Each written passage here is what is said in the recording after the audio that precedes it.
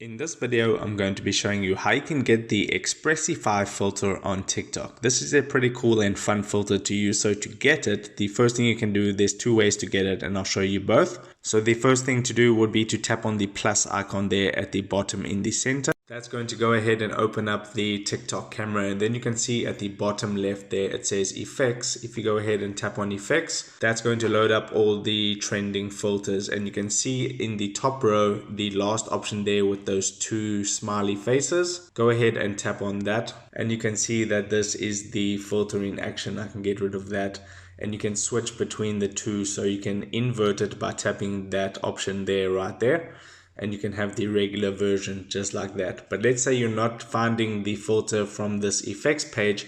What you can do is go back out of the TikTok camera, and then you can tap on the discover option at the bottom. Then in the search bar, you just want to type Expressify. I have it there in my recent, so I'll just tap on it. But you can see it at the top there, and you can see there it says effects and then Expressify. Now keep in mind that filters on TikTok aren't rolled out to everybody all at the same time. Some countries get it before others. So if you don't have the effect just yet, maybe you can go ahead and update your TikTok app, or just wait until it is rolled out to your country. But if you do find it there, you can go ahead and tap on it. Then from here you have a couple of options. You can add it to your favorites so you can easily find it later, or you can tap the camera button at the bottom to go ahead and record a video, and you can see the effect is applied, and you can just press the record button, then go through the posting process to post this on TikTok. So if this video helped you out, make sure to hit the like button and subscribe for more. Take care.